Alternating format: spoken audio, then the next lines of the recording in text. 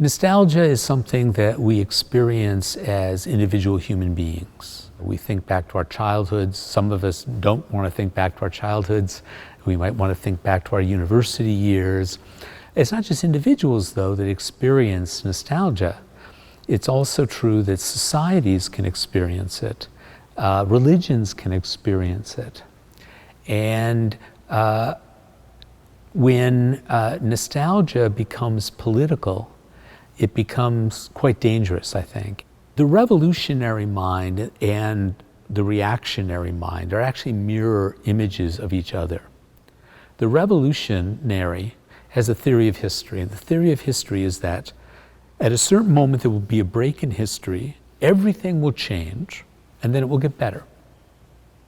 The reactionary has this idea that there was a break in history, and everything since then has been terrible, right?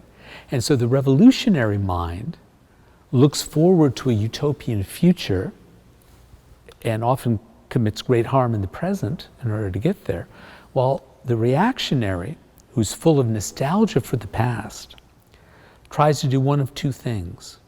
Either return to the past. So an example of that would be Salafism, political Islamism, the idea we're going to go back to some imaginary past or semi-imaginary past, we're going to apply Sharia law, and once we do, everything in the world will be fine. But the other thing a nostalgic reactionary mind can do is to say that we can't go back.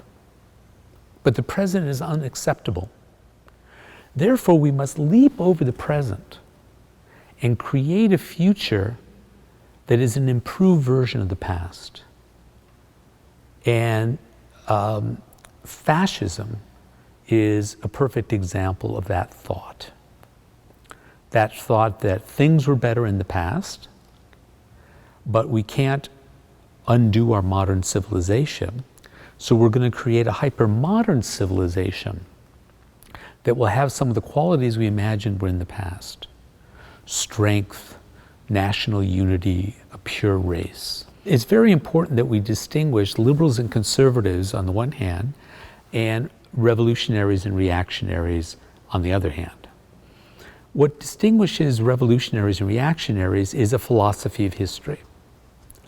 What distinguishes a liberal from a conservative is a different philosophy of human nature. So a conservative view of human nature is that human beings come into a world that they have not created. You grow up in a society, you pick up the language of that society, you pick up the morality of that society, and what you are is the work of previous generations. Therefore, your responsibility is to pass all of this on to the next generation. So you're not to think of yourself simply as an individual, but rather as someone embedded in a society who has responsibilities towards the future and somewhat to the past.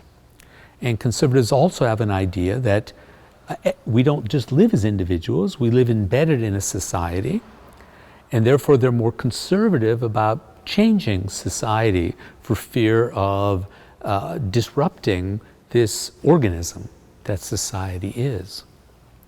Liberalism, on the other hand, begins with the individual. Not saying that we're born as individuals, out of the head of a god, but rather that the moment we reach maturity, we're able to act freely. And we are able to make decisions and live for ourselves in some way, and ought to have the right to do that.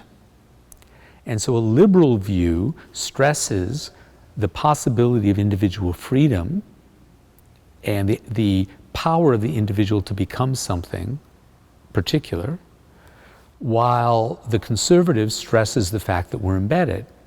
Now, of course, we are both things, but the consequence of this is you get two kinds of political theory. One that begins with society, and then once we analyze society, we'll tell you what you can do and what you can't do. Whereas liberals begin with the individual and an individual with its rights in order to think about what a society can and cannot do to the individual.